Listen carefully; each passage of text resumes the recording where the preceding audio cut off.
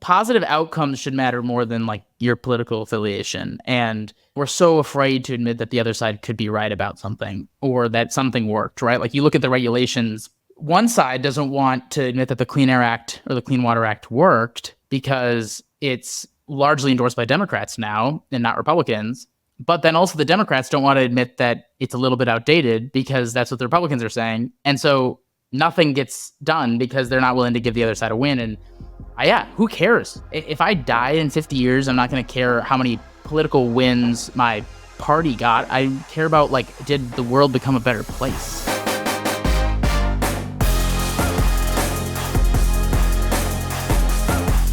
Welcome back to another episode of Good Work. My name is Barrett Brooks. I'm your host, and this is a podcast made up of long-form interviews with talented people who are using their careers to make the world a better place. My guest today is Benji Backer. Benji's the author of the Conservative Environmentalist. He's the founder of an organization called the American Conservation Coalition, and he is both a Republican and a pro-environmental voter and advocate. This is something that we might consider to be a paradox within one human being. But what I love about Benji and his story is that he's standing up for what he believes in. He's saying something unpopular, and he's working extremely hard on behalf of nature, the environment, and to combat climate change to try and make this issue a two-party issue again. Now, I've had guests on in the past who invest in companies working to combat climate change, or climate scientists or data-driven people. And, I get the emails that I might expect. Oh, you believe in climate change. You've been taken over by the far left. You're a, whatever, liberal, this and that. And that's fine. I'm truly okay with it. So I'll say up front, number one, my politics are solutionist. I am unregistered as a voter in terms of party, registered as a voter, obviously, but I'm not registered to a party. And I've voted for both parties up and down my ballot throughout my life.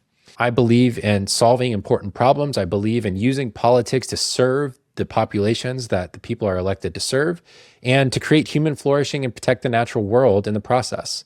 And that's what I vote for. Whichever side of the issue that you're on here, whichever party that you might be registered to, I hope you'll listen to this one with an open mind. I think you'll find that Benji is doing really impactful work. And I think that it might be true that some of the greatest leverage we can have in combating climate change and protecting the natural world is to make this a two-party issue again, which, as Benji talks about in our interview and in his book, this used to be a two-party consensus issue. Now, the solutions were different, but Republicans were behind some of the most progressive and important environmental protection legislation in our country's history, as have Democrats been.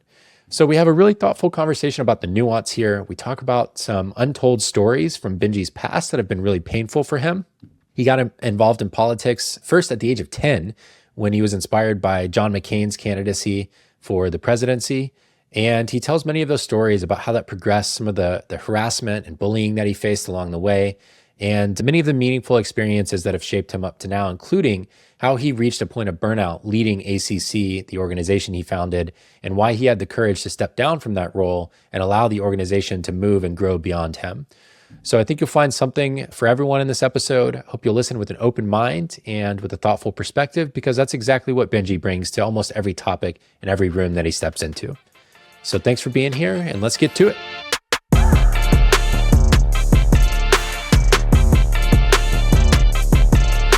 Benji Backer, welcome to the show.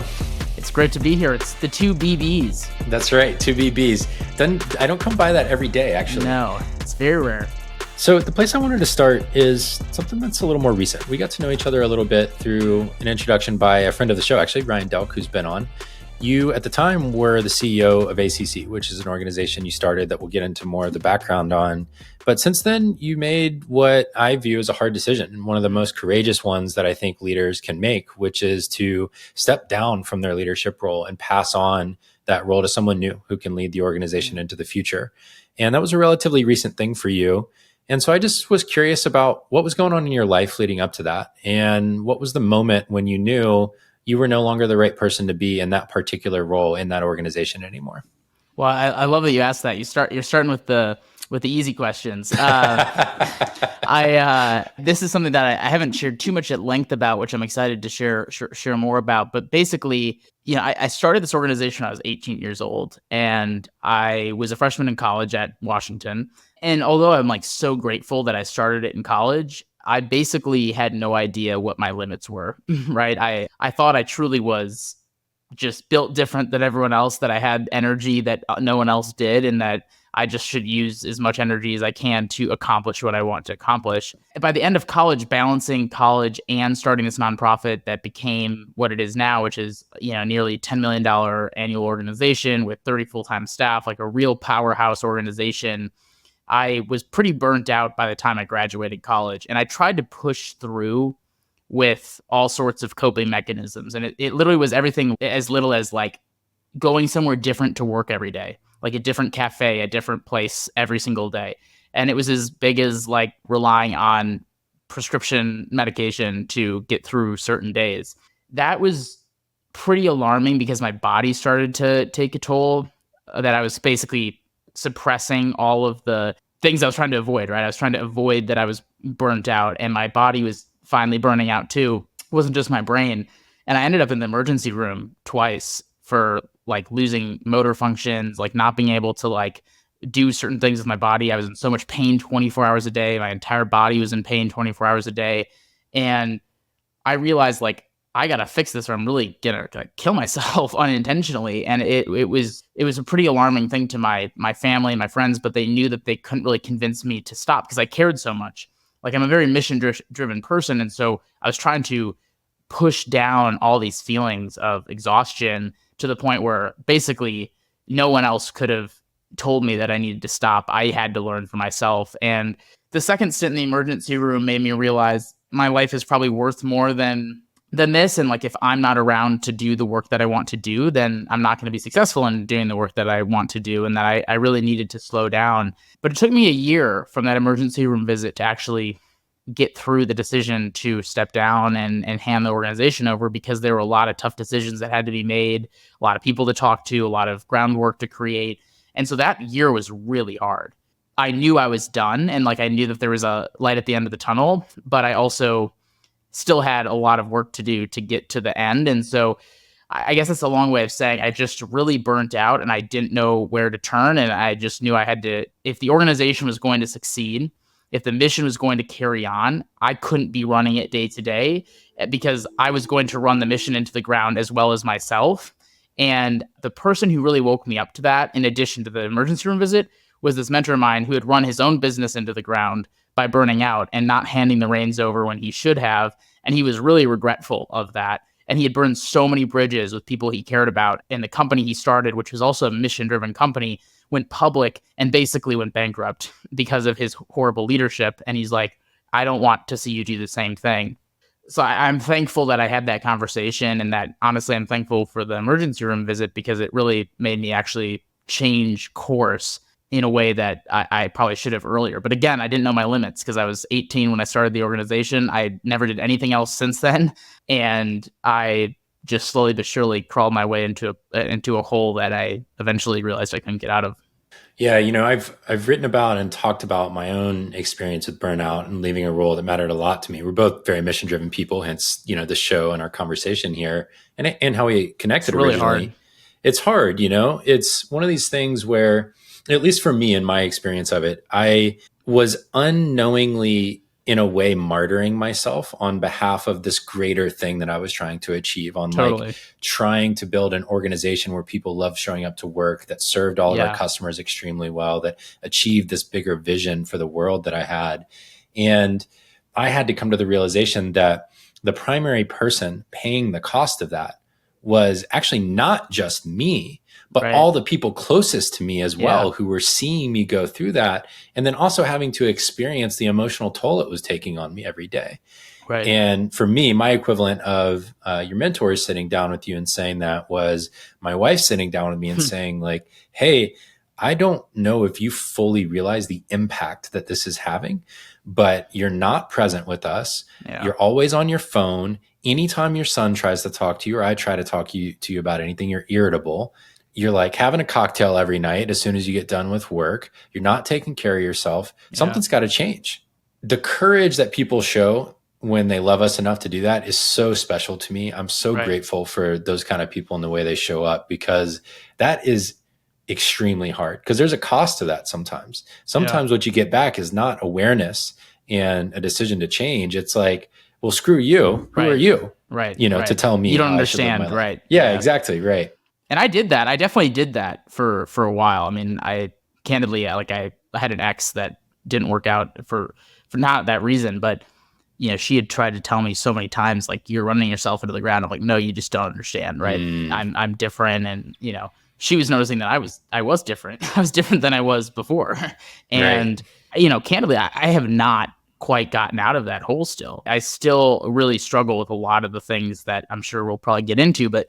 There were people who were trying to tell me, and I dated this girl for 6 years. My parents, who I'm very close with, were trying to tell me. My sisters, who I'm very close with, were trying to tell me. My new partner that I live with, who I love so much, she was trying to tell me. Like, everyone was trying to tell me. But also, what I think was really hard for me, and I think a lot of founders can relate to this, is that you do have a persona to uphold, and that's the thing that a lot of people don't understand when they're telling you, like, you're running yourself into the ground. You need to create better balance. Well, you created the imbalance to begin with. People are used to that imbalance. They're used to having you serve them at every moment.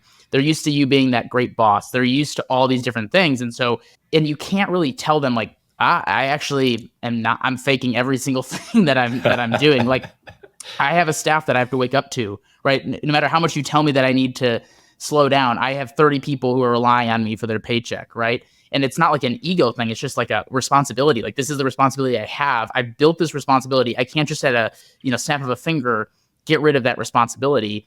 And it's just not that easy. And I think that was one of the reasons why I justified not doing it sooner, because I was like, I have this huge responsibility to these people, to the mission. And if I step aside right now, everything could crumble, just as it could if I keep running myself into the ground. So I definitely, am still struggling with a lot of those things. It's definitely better, but it is hard to basically retrain your brain to not do this. But also, like, I was ignoring everyone around me who was trying to tell me to slow down, and that I was changing, and that I was, like you said, not present. I used to not drink any alcohol. Like you said, like, I've had bad ADHD my whole life, but I'm able to cope with it. Like, I was taking Adderall every day. Like, there's just kind of like all these things people were noticing, and I was self-aware to know, but I was like, well, I'll just fix that tomorrow. I'll fix that tomorrow.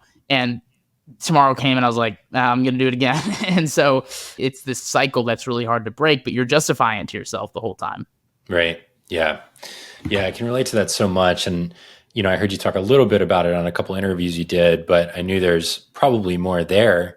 And I'm curious, where were you in the moment when you finally made the call? It's like, okay, it's finally broken through. I hear now that it's not working for me. Where were you, and when did you know for sure that you were going to step down?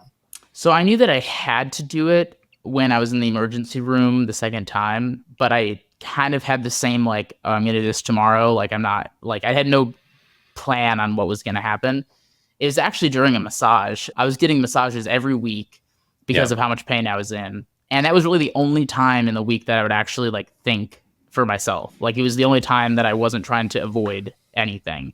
And every time I would go in, and I guess this is still somewhat true, but the massage therapist would be like, holy shit, like, you are really screwed up. And, they see people all day, and I'm 26 years old and 25 or 24 at the time. And they're like, this is not normal for someone your age to feel like this.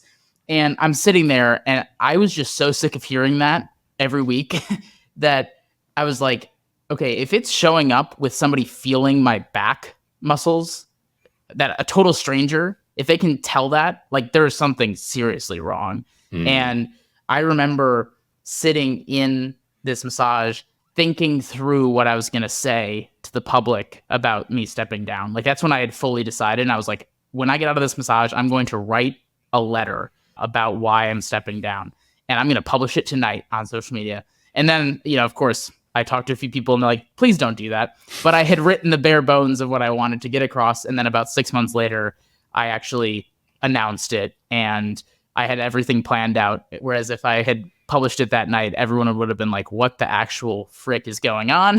Because most people outside of my immediate family and closest friends didn't know that I was struggling. And so, but it was that massage, like, clearing my head, which if I allowed myself to clear my head earlier, I probably would have been able to do it earlier too. Yeah, it's always so hard though, like, to your point, when you've built a system that is reliant on you, to then have awareness of how that is affecting you from inside of the system is extremely difficult.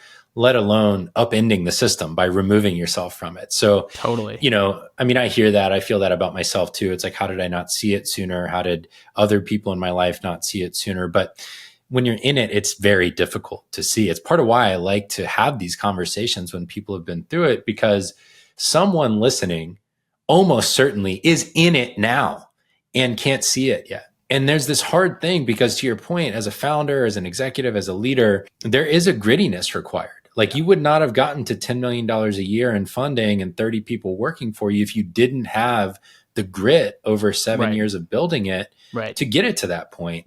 And so there's this fine line between what's necessary and what you're capable of giving over an extended period of time. And the only person that really knows when you've hit the limit is you. Yeah, and I still don't know what that line is, because I agree. Like, when you're a founder, you need to give something your all, and you also need to kind of be relentless and have the mentality of like, I'm not going to let anything stop me, including myself. Right? I'm not going to let taking care of myself stop me. Like, I'm probably going to put everything else last.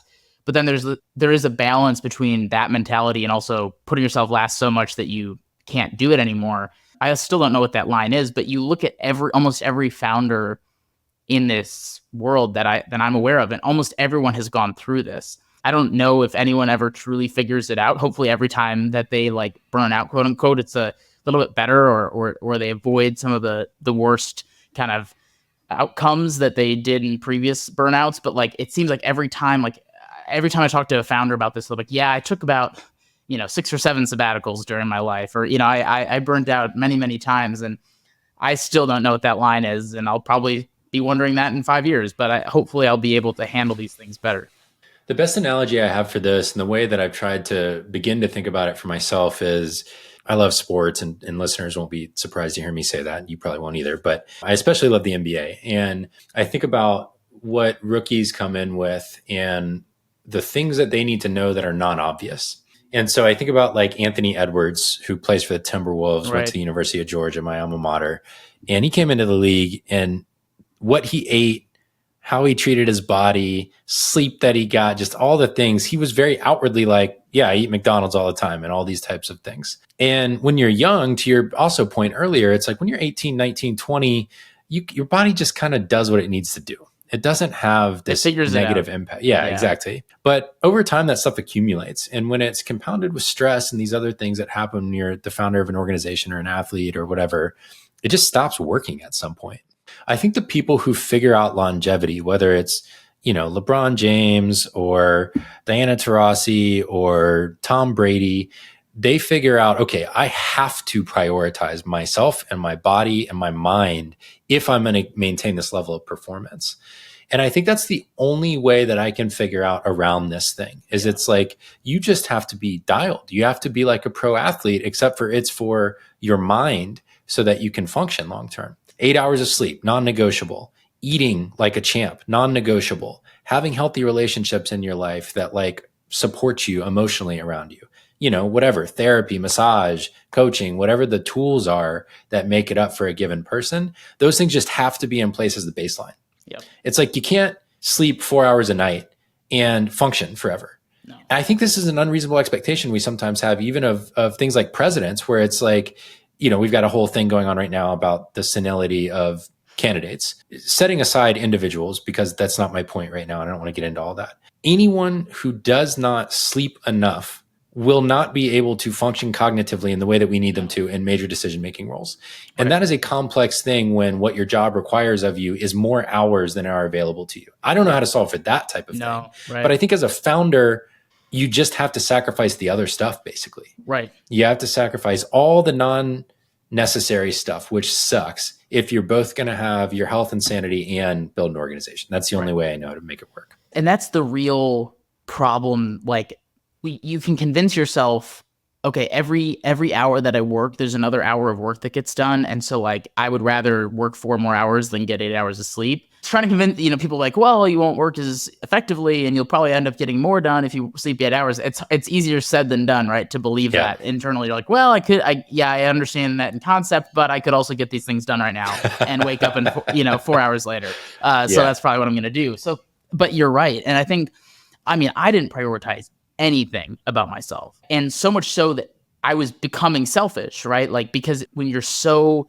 depleted with yourself, you're canceling on people, you're getting sick, you're going to the emergency room, right? You're missing things. You're trying to get in and out of calls as quickly as possible because you're so distracted with everything else and you're so tired and you don't want to like do small talk and connect with people at a genuine level. And like, you're basically becoming a shell of a person, which is kind of selfish because you're not yourself and you're not being the good leader. And that was what was happening. I mean, I was eating really poorly. I was traveling constantly. I was sleeping hardly at all. I wouldn't ever say that I was reliant on alcohol or reliant on Adderall, but like I definitely was using it more than I should have, more than I would like to, right? Like I wasn't just doing it casually. And it's just kind of like, that's not who I am, right?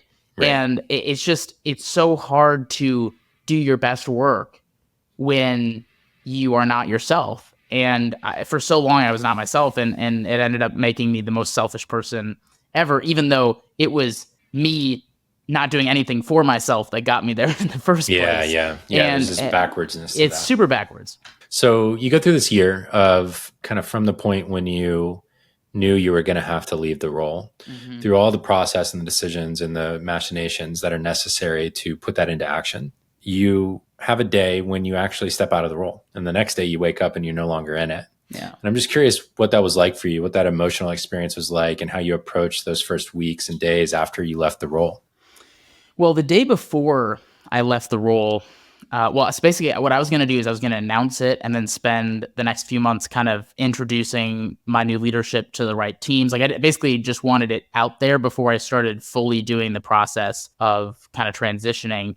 And the day before I announced publicly, so the only people who knew were like the staff of my organization, some board members, and my family and friends. The rest of the people who I work with had no idea. When I announced it, it was really tough. Like that day was like one of the harder days I've had in a long time. Tons of emotion, tons of tears, and very much questioning like, why am I doing this? Did I just basically ruin everything that I've built? And will it actually succeed without me? Will I be fulfilled without it? You know, those sorts of things. As the months went on, as I started to actually transition the organization, introducing our new team to like the donors and to the politicians, all the people we worked with, I started to feel so much more confident in the decision because people would say great things about the new leaders. They loved Danielle and Grist, who are our CEO and president. They were really impressed with how the transition was happening. They liked that I was still involved, you know, in the transition. It wasn't just some like, you know, snap of the finger, I'm out of here type of thing. And by the time that I actually clocked my last day, which was about 3 months later, I woke up the next day and I didn't feel any different from I didn't feel sad. I didn't feel super happy. I just felt like, all right, I'm doing this. Like there was no major emotions. And I think that was like really a telltale sign that was the right thing, right? Like I didn't feel this massive relief where it's like my whole life is better, because that would be unrealistic, because a lot of the problems are deeper than the organization, you know, that I created those problems. Right. But also like I didn't feel sad or scared or frustrated. And when I turned off my work phone for like a month, and I gave some people my number, my personal number, just in case something crazy happened or if they needed me. But I had no doubt that I wasn't going to get a call. Like I just knew that I was never going to get a call because I was so confident in the team that I'd created. And so as much as I like screwed up the last couple of years of taking care of myself, the transition couldn't have gone any better. And the only day that was truly hard was the day that I announced that I was stepping down, because it was just so many emotions, so much pain, but also so much happiness, so many crazy emotions bottled up into one day. And it also a little bit vulnerable, right? Like I didn't say what the problems were because I didn't want to like have a pity party, but like I did say that I was struggling, and like people would be like, okay, did Benji like to be honest, like did Benji sexually assault somebody? Did Benji like say something really bad? Did he had a falling out with his team? Like was there some bad thing that happened? Why would some 20-something who's built this organization step down? That's like, there's got to be something there. So that was like in my head, like, oh, how are all these people going to question me? But time told that was not the case, because I was helping the team get to this next level. I'm still with them today as the chairman of the organization. And so looking back on it, the transition couldn't have gone much better, even though there's a lot of emotion at the first kind of couple hours. Yeah, that makes sense to me.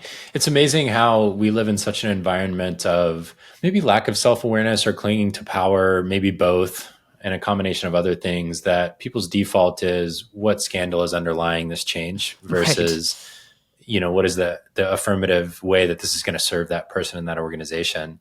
I'm an entrepreneur. I'm not good at implementing things. Like anyone who knows me knows that I'm like horrible. I have ADHD brain to the fullest extent, which is very helpful in a lot of ways, but it's also very harmful when you're trying to like grow an organization in a stable way and not just like, have a roller coaster of, well, we almost ran out of money and now we have a lot of money and now we're doing all these things. And oh, wait, we've had a lull because Benji's been trying to throw everything at the wall to see what sticks and nothing's been sticking. Like those days are over for the organization. And so even if I wasn't struggling personally, it probably would have been the right time. Like I probably wasn't the right person to take the organization to the next level. The new team, they are implementers. They're doers. I mean, they have entrepreneurial, spirit, but that's not their number one thing. I mean, they've like almost quadrupled the numbers of volunteers and activists we have. So we're a nonprofit and we have volunteers. They basically quadrupled that. The budget has gotten bigger.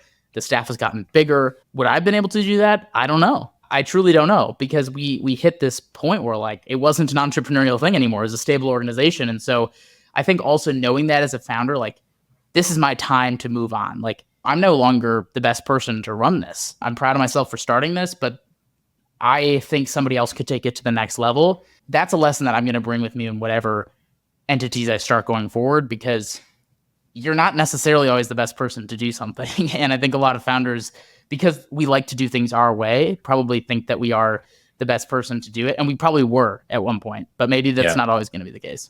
Yeah. And there's so much health in being able to say that, and so much growth now, an opportunity for you to go and put those strengths to use elsewhere in service of similar kinds of missions, which are still deeply ingrained in you. Like that's not going anywhere. Your love for nature, your love for the environment, your love for coalition building, all of those things you get to take with you. And everyone gets to experience more health from it, And like, I want to celebrate that. That's part of one of the things I want to celebrate on the show is, hey, what an act of leadership to say, I see a thing I couldn't see before. This organization can be healthy and thrive without me, and I can be healthy and thrive too. And it can be positive for everyone. Mm-hmm. This isn't like admitting defeat or I've lost or I'm a bad person or a shitty leader or whatever. This is look, let's consciously build better for both of us from here. And that was something that I think that, I've been really lucky to have a lot of great mentors in my life and people who basically told me that, right? But I think what's really hard is like, if you have been doing this, if you're kind of self-made and you don't have those people around you. I'm not self-made. I have amazing family and friends who have been supporting me this entire time. And I've had great partners and great friends and mentors, so many different people, right? And so like they were telling me, no, this is not an act of weakness. This is not something that says that you're a bad leader. And anybody who thinks that's never been in that position. So you shouldn't, worry about it. Anyone who's been in that position will totally understand. And that was really hard for me to accept. But I think being told that was key. And, if there are people listening to this that think that that's an act of weakness, I think that that's like you said, it's the exact opposite of that. It's not giving up. It's like making sure that you're ready for what's next. And also that you're putting the mission and the organization above yourself. Like, I want ACC, the organization I started, to exist when I die, which is hopefully in many decades, right? And so I'm not going to be running it the whole time. And so you might as well preserve the longevity and the health of it rather than trying to like egotistically stick with it just because you think it would be a failure to give up. But hopefully this is just one chapter of life. And then you look back on it and you see that other people are using their chapters of life to make it succeed. There's a principle here that I think, or I wish that politicians would apply to their own careers, and that I think would do a lot of good for the country if politicians would apply this principle to building a bench of talent that they then actively pass the baton to and say, look, I've had my run. I've implemented my vision. I've reached an age or a stage of my life and career where I can be better serve the country as a mentor and a guide to this younger generation of people who are more in the core of the electorate or the voting age, or people whose futures are going to be more affected by the decisions we're making. I think that would be a great service to the country from where we are today. And I want to use that as kind of a bridge to talk about why I wanted to have you in particular, which I will have said to the audience already in my intro of you. But one of the reasons I wanted to talk to you is the two things that have most pissed people in my audience off and caused them to leave my audience, I suppose, are one, talking about climate change at all has made a couple people mad, where they said, oh, you've clearly been taken over by the mainstream media and bought into the narrative and this and that, and you're clearly an idiot, I'm leaving. And it's like, well, okay. And then the other one was we've talked about nuclear a few times on this show, including with the founder of a nuclear startup, and then a couple of other folks who have done a ton of research in the space. And on the other side of, the political divide, I guess, people have gotten mad at me for that, because it's like, oh, don't you know nuclear kills people on 3 Mile Island and all this stuff, and things that I once also thought about that technology. That is the perfect representation of the divisiveness and partisanship of the political system as a whole in this country, and this issue in particular of climate change. You and I have built a friendship around our mutual care for this. Right. And I would, just to be like transparent with everyone in the audience, because everyone tells themselves a story about these things if you're not transparent about it. I would consider my politics, as I have said before, solutionist. I have voted on both sides of the aisle. I have voted for Republicans. I have voted for Democrats. I have done that up and down my ballots throughout my life. And I will continue to do that. I plan to continue to do that. And so if you think a person is an idiot for voting for the other party, you're all going to hate me, is basically what I'm telling you. And the reason is that I have things that I believe will make the world better and the country better. And I want to vote for people who are principled in trying to solve those problems with the best solutions. That is my politics. So just naming it for the audience, and I guess for this conversation as well, though I think you probably assumed that of me. What's interesting to me is you are a unique messenger for a thing that seems like it obviously needed to be said in the party for Republicans, that an increasing number of people in the party want to say and don't. And that is reflective of the state of our political system right now, I think. Right. And so the reason I wanted to have you on is because I think one of the highest leverage things we can do to solve for climate change in a sustainable way over the longest period of time is make it a two-party issue again. Yeah. Because right now, the only way anything gets done in the minds of everyone is if someone can get a super majority to the point where they can implement all of their policies. As I want to get into, that is not the history of what has worked for most issues in this country. Right. And so I'm really compelled by the idea that inviting the conservative side of the political spectrum in this country back into a conversation, rather than making it if you believe in climate change, you're a Democrat, and if you don't, you're a Republican issue, is a high leverage activity. That is why I want to have this conversation with you. Yeah. I mean, that's amazing. First of all, I want to go back, and if people haven't heard of you before, which I'd say you're a pretty prominent figure, especially in the overlap between politics, conservatism, and climate change. You got your start at like 10 in politics and started being a voice for youth involvement in politics. Were inspired by the McCain campaign and his kind of sense of honor and dignity in the way that he conducted himself. And you had a whole line of activity from there that led to you founding ACC eventually. You spoke up as a young conservative in high school against feeling like you were being put in a box and that you weren't allowed to say that. And I think that you've arrived at this really interesting place where, as you've put it, you have a weird brand of conservatism. I think I heard you say that on one interview. So tell me about that. I just want to hear like a fuller picture of what is your brand of conservatism and how do you define that for yourself? First of all, I think one of the reasons why politicians don't take that approach that you were talking about a few minutes ago of stepping aside and letting the next generation do it is because they haven't fulfilled their vision, because they have been too cowardly to actually do it. And they're waiting for this time that will never exist, because partisan politics has become it's just like this pure thing where like you have to be 100% one way or 100% the other way. So if you want to do something in your vision, it's probably not going to happen because it's not going to fit the culture wars. It's not going to fit your party's platform in the perfect way, right? Like if, let's just say you ran because you were worried about the national debt, but the national debt and neither side is talking about it. So you can't do anything about it. You literally can't do anything about it if you're a politician. And so no one's able to fulfill their vision because they're just bucking to this two-party system that's completely broken. So I think that that's, one of the biggest problems, but it also alludes to the fact that someone like you, who votes both parties, and I've also voted both parties, even though I'm very conservative. At least I was in a previous day and age of this country. I think that the parties changed a little bit, but I've mostly voted for Republicans. But the fact that if a Republican heard me say that, they'd be like, "Oh, he's a fake then because he voted for a Democrat," and it's like, right. Well, there was actually one instance where I voted for a Democrat because I knew that the Republican was a pedophile and it wasn't public. And so I wanted to vote for the Democrat. So you're telling me that I should have voted for the Republican because the Republican is somehow better because he's got an R next to his name, but I know that he's a pedophile. So what do you recommend me to have done? Like, I don't know. So it's just, we're in this really weird black and white time where it's like you're 100% with me or 100% against me. And I was just on the phone with a big Texas donor, billionaire guy, who was like, yeah, there's this other donor who's funding this primary campaign to defeat anybody who voted against Ken Paxton. It was this really horrible guy in Texas, the attorney general there. And any Republican who allowed the evidence for him to be in trouble just to get to the public, like not to like get him in trouble, but just like to let the evidence be shown. And they're primarying him because it was like, you're not allowed to eat our own. This is our party. And you wanted to go after one of our own people. So we're going to primary you and we're going to spend hundreds of thousands of dollars in this stupid House seat so that you can lose your race because you did the right thing. It actually is really, really sad, the state of American politics. And I remember, everyone is doing this. Like my parents are super rational politically. Over the last few years, our media is so focused on the people who dissent on their own party. And I remember when I think Lisa Murkowski voted against one of the conservative judges, Gorsuch maybe or something.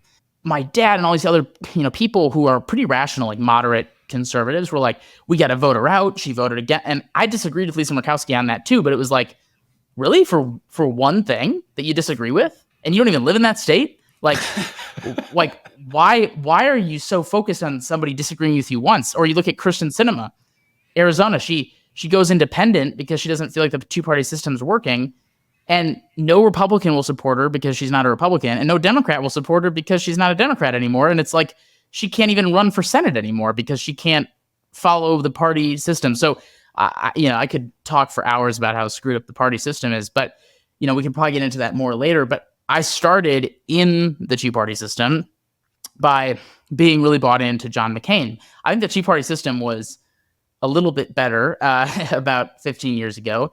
And John McCain inspired me because, I do believe that America is the greatest country in the world. Like, we have so many flaws, and increasingly so, it seems like right now. But we, I think, provide the best opportunity for people of all walks of life to be successful. Of course, people who are wealthier have more opportunities. Of course, we have a history of racism that has an impact. But in general, I think that people have the most opportunity to succeed in America out of anywhere in the world if you're of any race, any ethnicity, any culture, and any religion. So I think that that's really remarkable. And I felt like John McCain embodied that. I feel really lucky to be an American.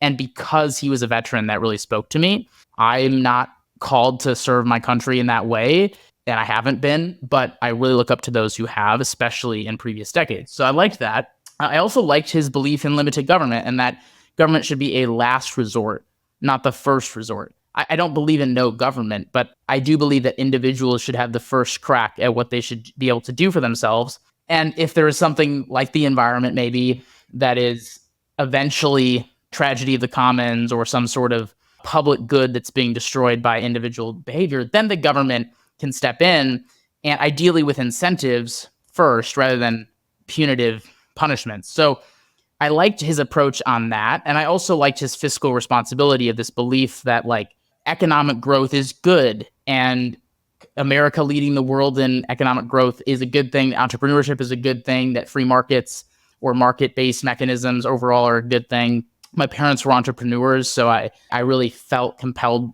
with that belief. My parents were not political at all. And so I'm sure their like fiscal responsibility kind of being business owners rubbed off on me.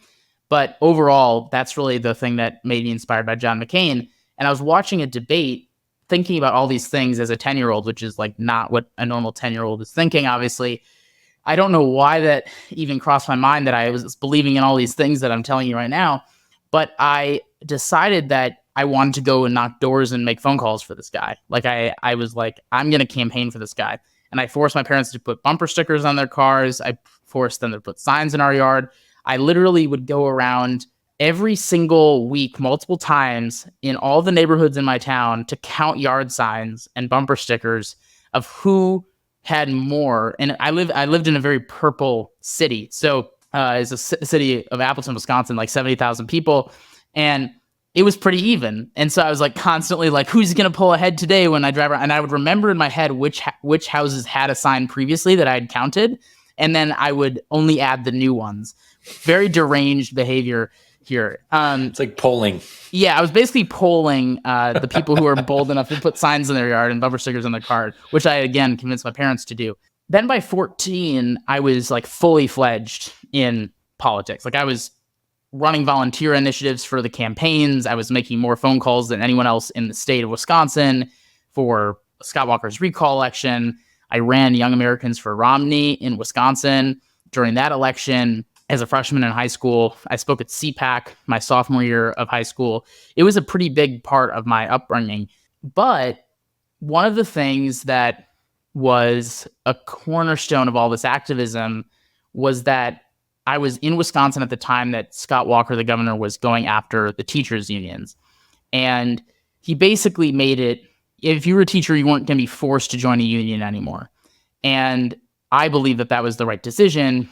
But a lot of people were really worried about that because it would inherently weaken the unions, right? Even if 10% of teachers didn't want to do it, the unions would have 10% less power, and the teachers were represented by them. So the teachers really had a problem with this. The teachers who didn't want to be part of the union didn't have a problem with it, but the teachers who did want to be a part of the union had a huge problem with it.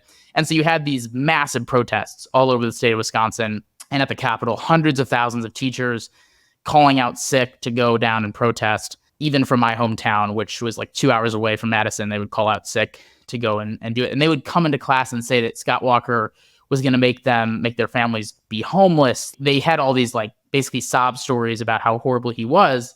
And I'm sitting there like volunteering for the guy, right? And so I'm immediately pegged as an enemy by these teachers. I mean, it was a very emotional time. So like I have a little bit of grace now looking back like at the way that they were reacting, because it was like a fight or flight moment for them. And I was like in there as the quote unquote enemy, right? Who they were trying to fight and or fly from. But yet they were kind of harassing me in front of my peers. Like they would call me out. They would go after my parents for being business owners, and they would, call me racist for being a Republican. And I was like anywhere between 13, 14, 15 years old, and just really unnecessary behavior. And I didn't realize how bad it was until I started telling like my parents and other people who were like, whoa, that is like, your teachers are bullying you in front of your peers for your political views, no matter how upset they are about something. That's not okay. So I wrote a piece for what is now a defunct organization, but it's called Freedom Works. It was a really big conservative organization at the time. And I basically outlined all the different teachers that had gone after me, what classes they were, what they had said. By the way, I did try to go to the school district first to tell them about this, but they didn't care. And so I wrote about it, but I didn't put their names in the piece because I didn't want to like have them get doxxed, and have people go after them publicly. I obviously was sharing the names with the school district, but the piece ended up going viral. I was on Fox News with Megyn Kelly. It was on the front page of Drudge Report, which was really big at the time. And I was on Laura Ingram's show and all these different things. That created a lot of backlash in my school because I was at a public school and they knew that I was going after teachers, and my school, people actually liked some of the teachers, and they felt like, especially like the more liberal students, used this as a way to attack me. And it was my first opportunity to see how nasty politics could be, because I was usually so excited by politics, right? Like it was like, I'm making a difference. I'm volunteering for these things I care about. And then my teacher started going after me, and I'm like, this is abnormal. Most people like what I'm doing, even Democrats. And then I write about it. And now all of these liberal peers in high school don't like me. I'm like, holy crap. Like I'm really at a crossroads here. So I actually was dating a girl. This was freshman year of high school. I was dating a girl whose parents were very liberal. And they basically told her that if I didn't stop talking about this stuff in conservative media, they would force her to break up with me.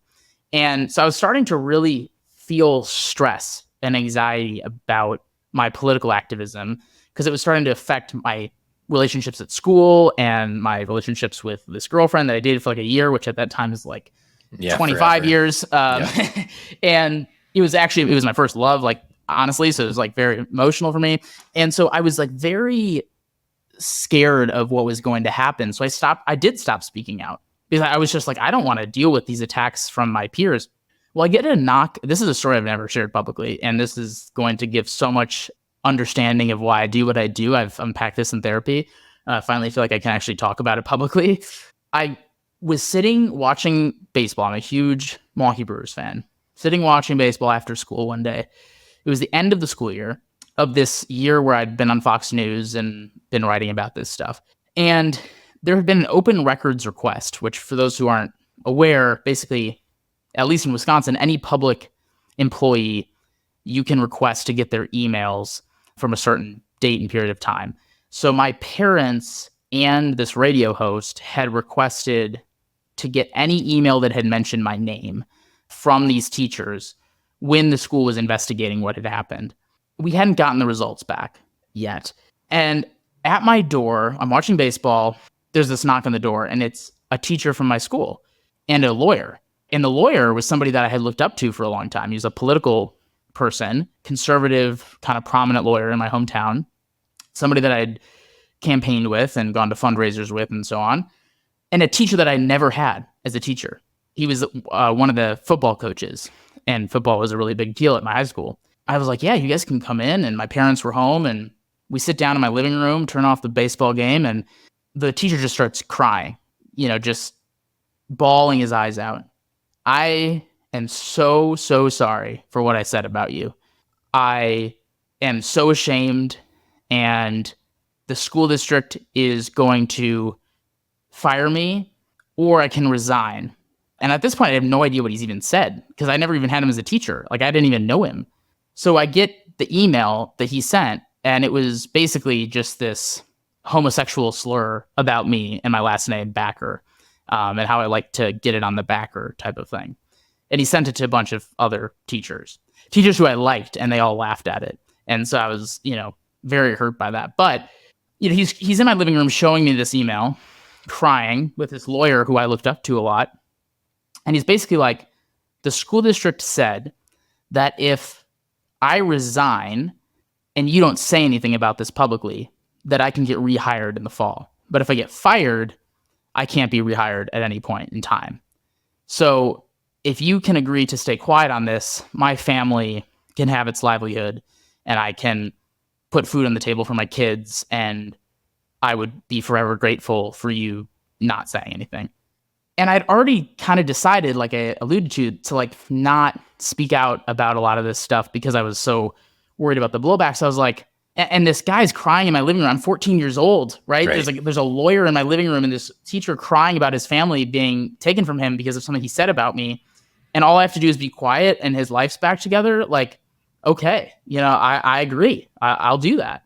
And so he leaves, and honestly, I didn't really think much about it. I was like, whatever, that was, horrible email.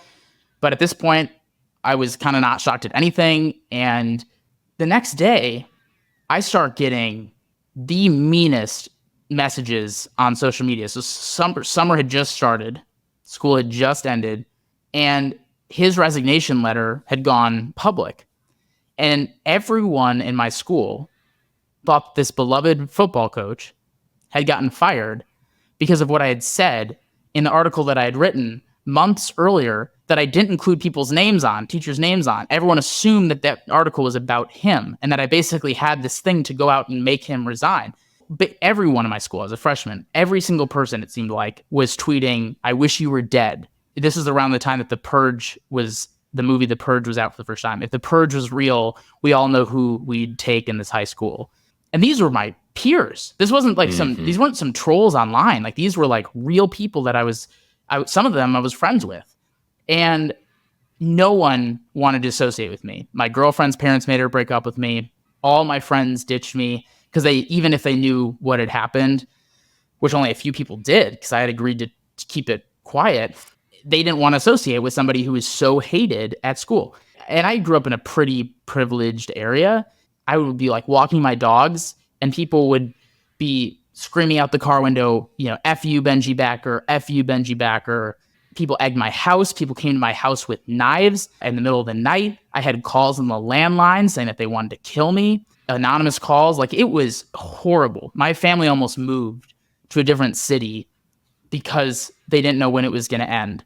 The entire time this was happening, the school district watched this happen. And they watched this happen after encouraging him to come over and tell me to be quiet so that he could keep his job.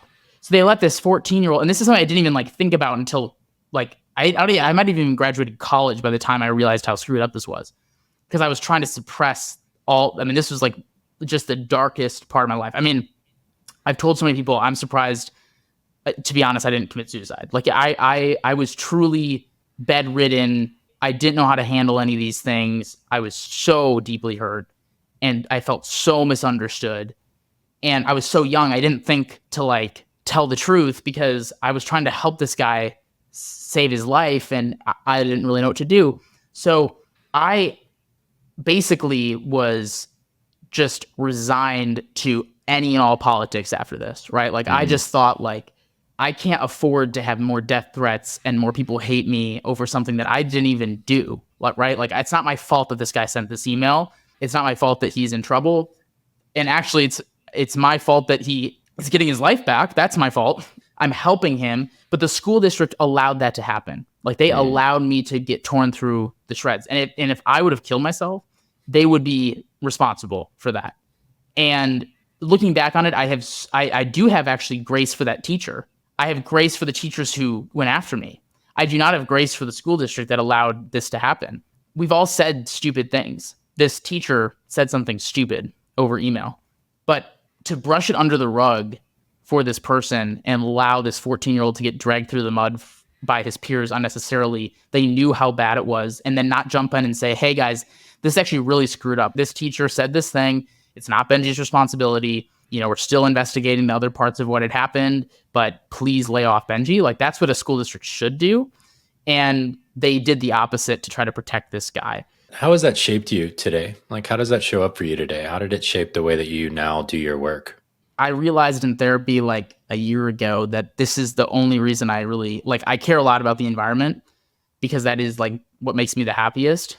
But I've spent the last 12 years trying to prove to people that that's not who I am. Like that I'm not this evil kid trying to get teachers fired.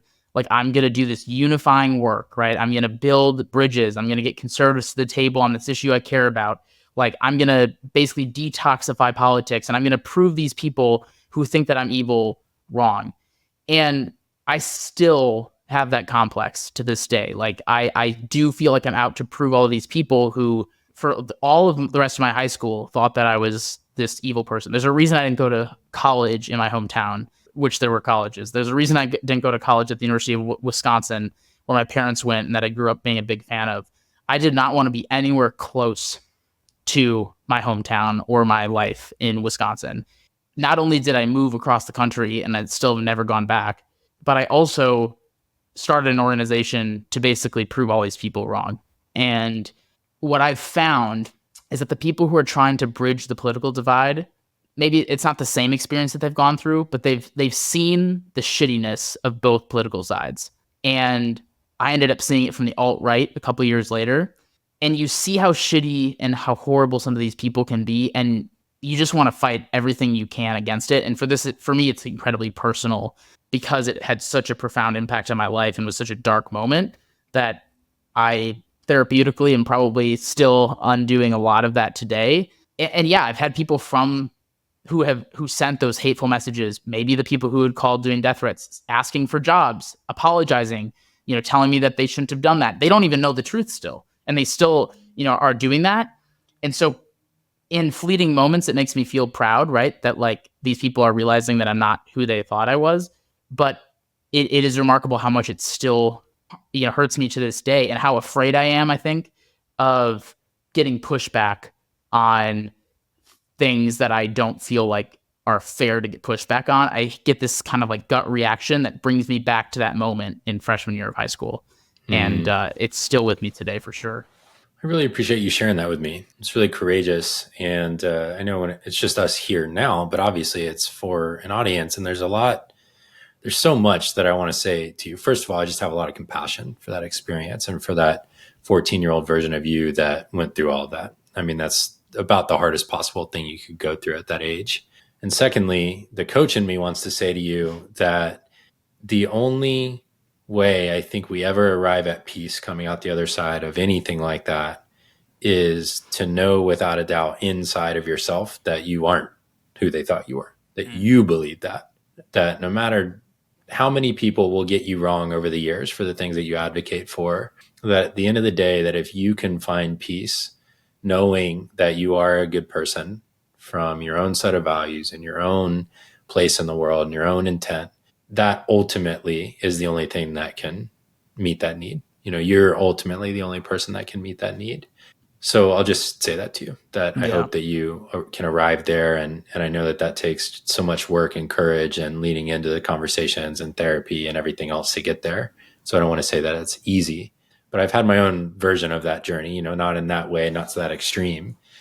And what I find interesting, something that struck me as you were talking, and this is going to be a little bit of an armchair psychologist take. I don't know that it's backed by any kind of data, but observationally, something that I notice is for me, for you clearly, for others that have been through very hard things where people have let them down, nature and animals and the natural world is an escape. It's something that in some way you can trust in a way that you can't trust people at times because there's this peacefulness.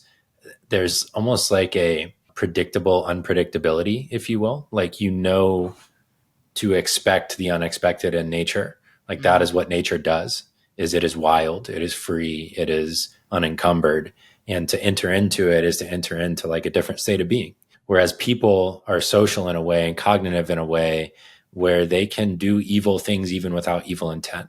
So for me, at least, I'll just say it from my seat, nature has been an escape from those things. It's been an escape from the things that have hurt me by people in a way that nothing else is. No, you're and right. That's where a lot of my love for this issue and for why I want to preserve the beauty, the inherent beauty of landscapes, of animal species, of everything else. That's the root of it for me.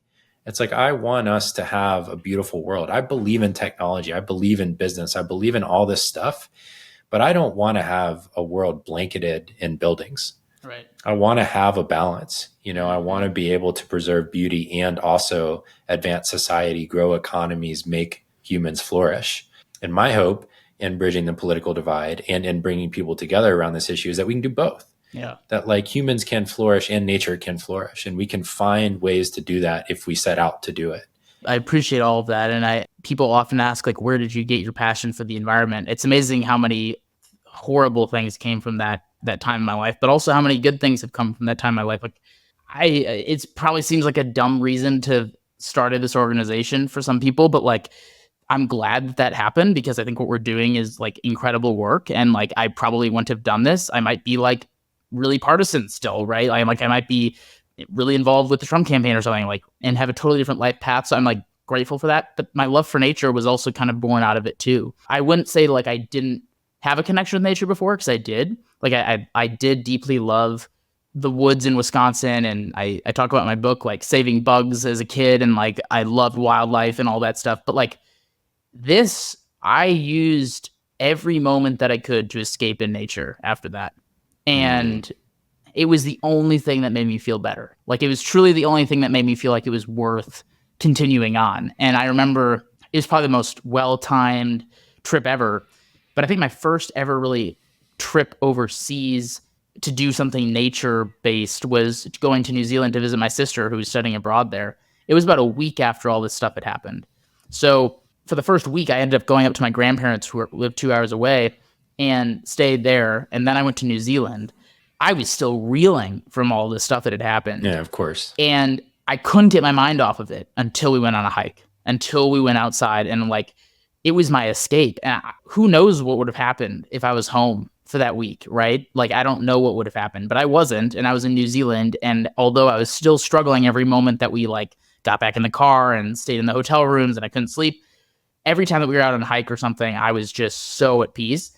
And that's really where I think my deep, deep connection for nature comes from, is from this horrible moment where like I can truly decompress in nature in a way that I can't do elsewhere.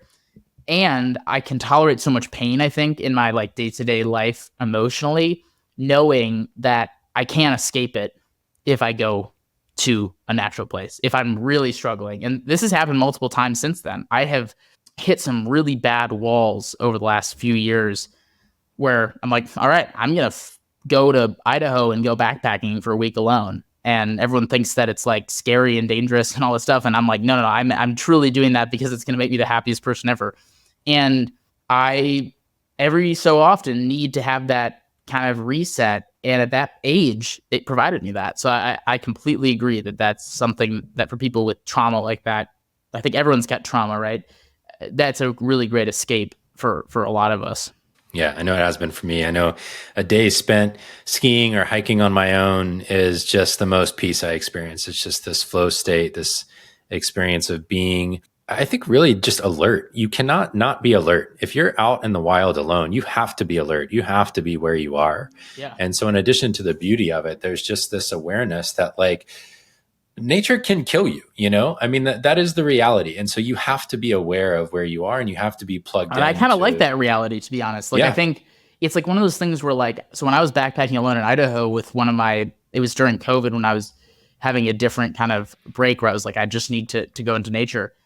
I documented all these videos of like, well, there was it was at the end of winter and there was an avalanche that happened like 200 feet in front of me. I saw mountain lion tracks and I'm like, I could die in the next 10 minutes. I also probably won't, but if I do, I am like really at peace right now, and I'm not going to do anything stupid. Like I'm not going to like go jump off a cliff or anything, but like if something happens, like it's just so rugged and so wild, and you feel like that's where we're supposed to be. But like we're so distracted, and we're so like people get so scared of like getting killed by a mountain lion or an avalanche or something. No one thinks about that when they jump in a car or when they wake up in the morning and they could have any of these bad things happen. Like the likelihood of dying out there is not that high. And yet it brings so much peace. Like getting in my car does not bring peace unless I'm maybe going out to those places. And so I think like that wild feeling is just so good because you're probably not going to die. It's not like I'm like wishing to die when I'm out there, but it's like, wow, I could, but I'm at peace. And that's like a really strange feeling to have. I think there's also this sense of skill building and awareness. Not that you can, if a mountain lion decides it wants to eat you, you're kind of in trouble. I mean, right. There are some ways that you can get out of it, but yeah. But there are a lot of skill building things that really minimize that too. The awareness, the understanding, seeing tracks, being aware of snow conditions, all this. And there's like something very satisfying about that too. Just being able to become accomplished enough in your knowledge that you can also minimize that risk. I remember I had a friend who trained in NOLS, the National Outdoor Leadership School, which is really advanced training for being outdoors. My dad did that. Periods of time. Cool. Actually, I had two best men at my wedding, which I know is like weird, but it was my dad and then this other guy. And he said, there's this really well-known principle in outdoor training where the most dangerous period of someone who goes outside is when they have just been trained in something for the first time. And there's the perception of expertise, but not the reality of expertise yet. That is when most people get hurt. And so it's like if you went and did a 3-day avalanche training, immediately after that is the most dangerous time in accessing the backcountry, for example, because you think the conditions that lead to avalanches, but you don't have the pattern recognition yet to actually know. And I always found that really fascinating. Yeah. I feel like that's probably true for a lot of things in life, right? Like, you've got to experience it firsthand to actually be able to do it. And it's like, there's probably a lot of people who have never done avalanche training who are just as prepared or more prepared than people who have, because they see the signs, they see the patterns, they've experienced it. Now, I wouldn't recommend that because that is a sketchier way to do it. But the point is, like, if you can make it to that point, like the real life experience is what it's almost like a gut feeling, right? Like, okay, I'm getting a bad vibe about this area. And of course you're taking patterns too. Like, I'm not going to follow the mountain lion tracks, like all those things. But like there's a real like awareness that comes from that experience. But I think that that's true for business too. Like, right. Like you could take all the courses on how to transition out of an organization in the world, and then that time would come and you would not do it. And now, because I've had that real life experience, I'll hopefully know how to do that better the next time around. And no course could really teach me that. And that's not to knock on courses and education and all that stuff, but I think it's a great, great point. Yeah, for sure. Well, we've reached the midpoint of our conversation. I want to take a quick break. And when we come back, I want to talk about coalition building, working across aisles and the political divide, how you look at the past legislatively from an environmental standpoint and what we might work towards in the future legislatively, and get into some of the ideas and expertise that you built over the years at ACC. So that's what we'll look forward to. And we'll take a quick break. Sounds great. Hey, it's Barrett. You've reached about the midpoint of this conversation. And while we take a little break for station identification, as they say, I want to tell you about two things. First of all, I write a newsletter every Saturday for founders and creators who are leading teams and companies to make an impact through your work. It has 3 sections in it. The first one is a mini essay from me based on my executive coaching work with founders and creators about how to lead well. It has 3 long-form essays or links from around the web that will help spark new thoughts to help you lead better. And it has 1 quote from a meaningful book that I often find myself recommending to friends and clients. All the feedback I've gotten so far is that it hits exactly on the kinds of issues that founders, CEOs, and creators are facing every day in their work. So if that sounds appealing to you, make sure to go to my website at barrettbrooks.com, and you can subscribe right at the top of the homepage. That's BarrettBrooks.com. The second thing I want to tell you about is that my day job, I actually do have a day job, I'm not just a podcaster yet, is as an executive coach, as I just mentioned. I work with founders of Series A startups and later, and with creators who are doing at least $1 million as a solo founder and are now thinking about growing a team. The uniting commonality between the founders and the creators I work with is that you've reached a point in your business where you know you're going to make it. Actually, you're doing quite well. And now the question is, how much do you want to scale? And what are the leadership challenges that you're going to face along the way? This work is based on both my training as a coach and in my work as an operator in growing my old company ConvertKit from $3 to $30 million in annual revenue. If you're a founder or creator who might benefit from coaching, or if you know someone who's looking for a coach, I'd love for you to check out my site and my coaching page at barrettbrooks.com/coaching. You can learn everything about how I work as a coach and also fill out a form to have an exploratory conversation if that sounds interesting to you. All right, that's all I got for you right now. There's no sponsors for the show at the moment, so consider me your sponsor. Let's get back to the conversation for the second half. So, Benji, in the book, which I really enjoyed, for the sake of completeness, I grew up conservative, for sure. My mother is kind of a classic Reagan conservative, I would call her. Both my parents, I think, have probably voted Republican their whole lives. So, I'll probably lose half my audience over that, but it is what it is. It's just a fact. So I kind of came up in that way of seeing the world. Fiscal conservatism, kind of like default to the individual, local and state governments before federal action, that type of thing. And over time, I'd say I've grown more liberal. And what the effect that has had is I've become more centrist, effectively. And so, we've been over kind of how I vote and all that kind of thing. But what I'm interested in is a big part of kind of how I came up and the self-image I had was I wanted to, well, number one, it was a foregone conclusion in my mind for a long time that the only successful endpoint of my career would be president of the United States. And that took actually a lot of therapy and coaching work for me to let go of that as the only way I would measure success of my life. Because it's like one person basically every 8 years gets to be president. It's a very unreasonable thing to hope for. But as a part of that story I was telling myself, I had a goal of reading a book about every president and often of many of the key legislators over time. So I haven't read about everyone, but I've read about most of them. And something that I find interesting is that coalition building across aisles was for a very long time very common practice, even amongst people who you would think hate each other because they have such diametrically opposed viewpoints. Yeah. There were a lot of people who were very close friends for a long time in Congress and in elected seats who would spend time together socially, even though they would almost always vote differently on issues.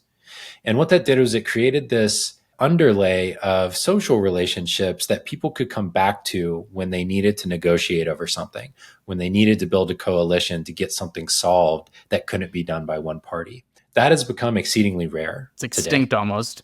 Almost extinct.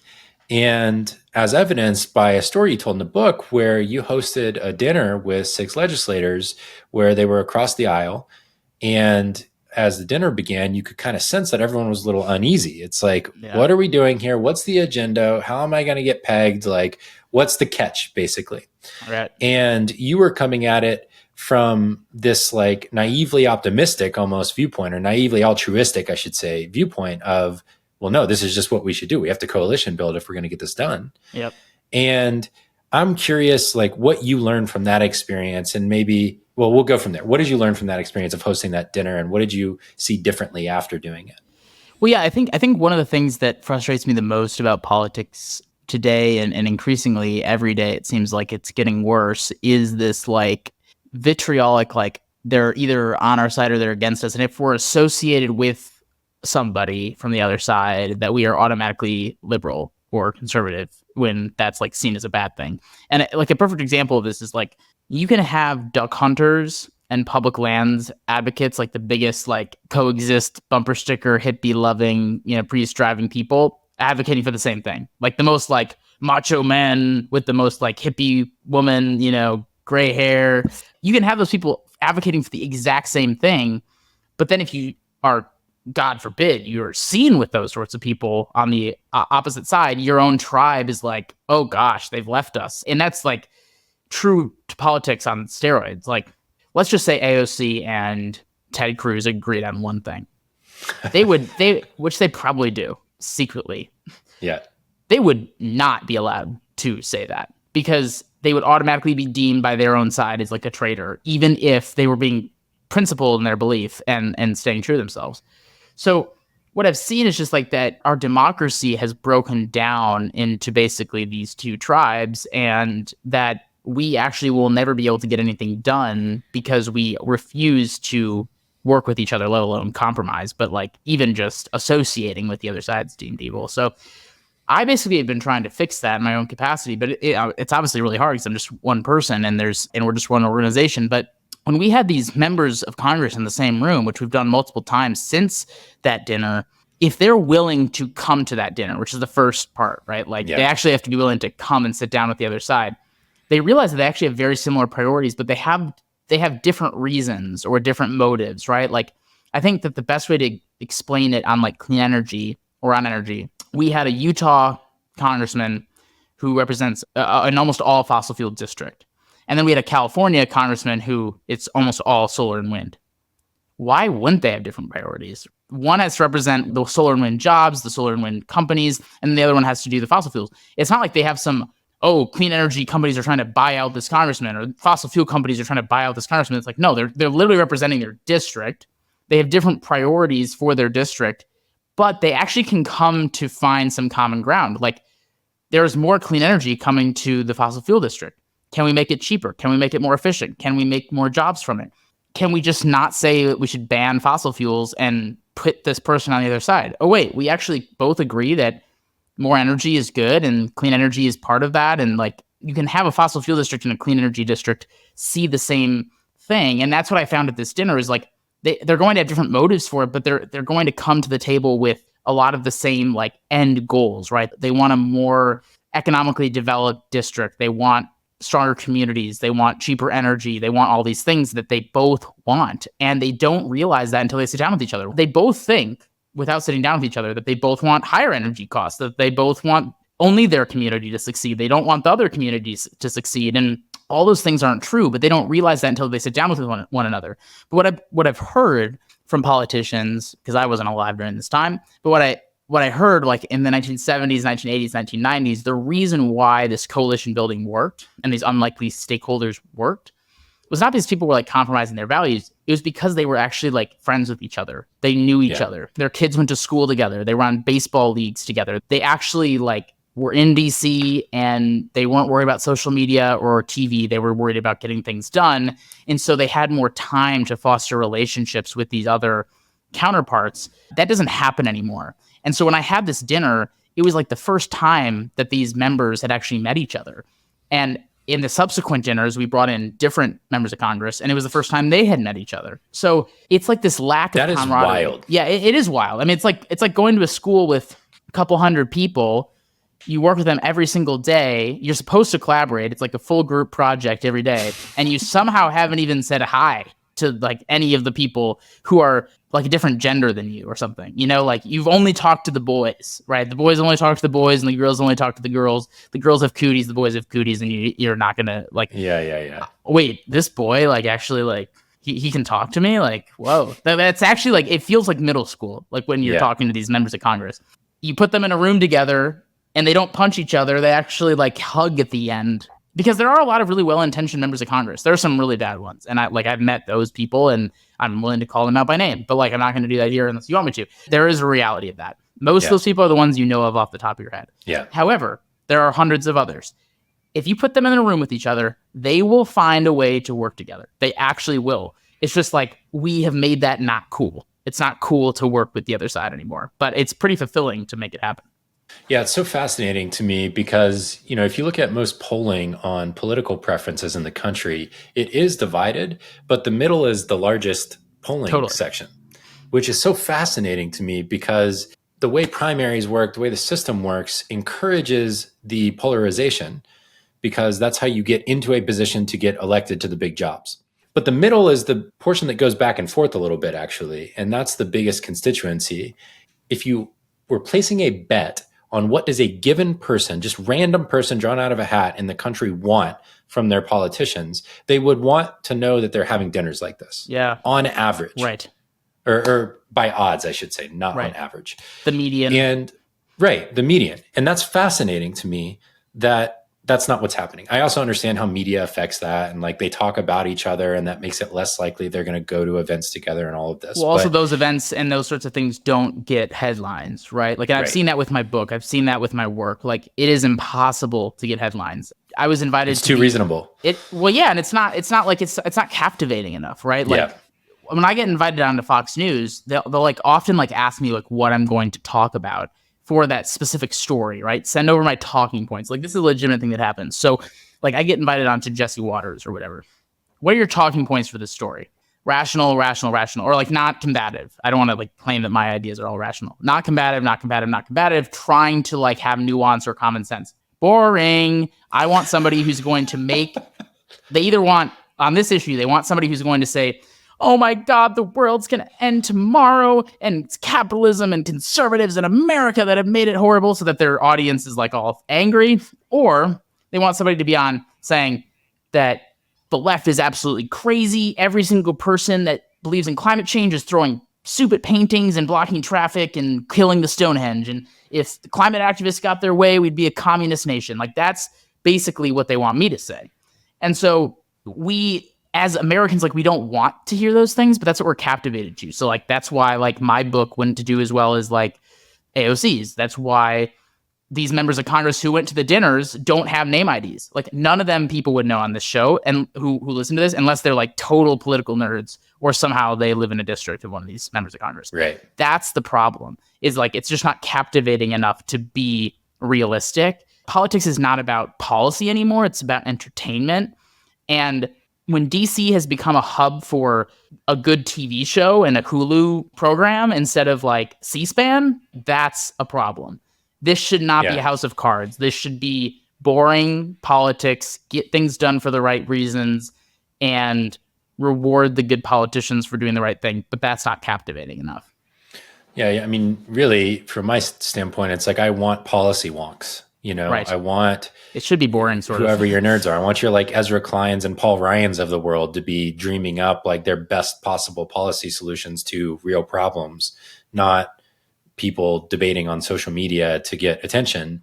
But that's the career incentive, right? Mm-hmm. Like whether it's an author writing a sensationalist book or even just positioning it in a sensationalist way, or a politician, it's like that's what gives you enough attention to earn the career that you're trying to earn. Right. And I know that. I mean, I'm making a podcast, right? Like I understand that I go through every podcast interview I do and I say, what's the most compelling clip here? Right. Now, I don't want to be sensationalist because I don't want to contribute to the triggering, but I also know I'm paying a cost for that. Totally. I know that to stay middle ground and nuanced, that I am paying a cost. And I've seen that with you. Like, you know, you have all these really cool guests on who are doing really cool things that, like you said, if you pulled the average American, they'd be like, that's really cool. But you basically have to force people to listen to the things that are good and right. I'm not like preaching as if I don't do this. Like I literally do this with sports, right? Like if there's a sports headline about a D2 team that got into a fight, I'm like, heck yeah, I'm gonna watch that video.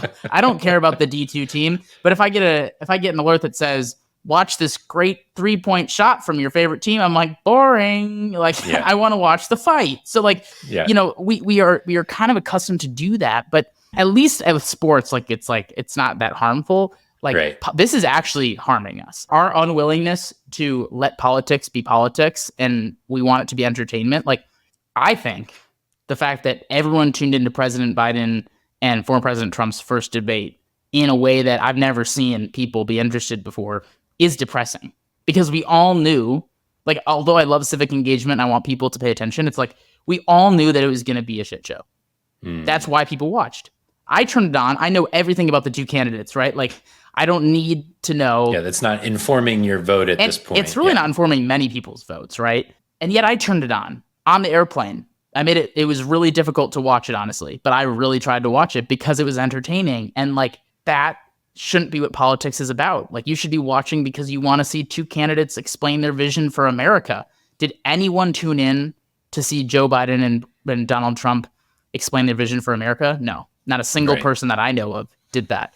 And then what's the point of politics, right? Is it to get things done or is it to entertain us? And right now, I think, unfortunately, it's the latter. Yeah. So any problem like this requires an affirmative vision for the future. And I think that some of the most courageous, most beloved leaders in general, but especially political leaders who have led the country through trying times, have had a vision for the future.